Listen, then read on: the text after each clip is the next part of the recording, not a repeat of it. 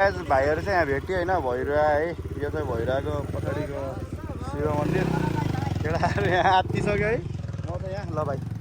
ल आज चाहिँ गोप्रो नलिएर आएको है भाइले जस फुल सपोर्ट गरिरहेको छ माया लागिरहेको है उता उहिले हान्न ला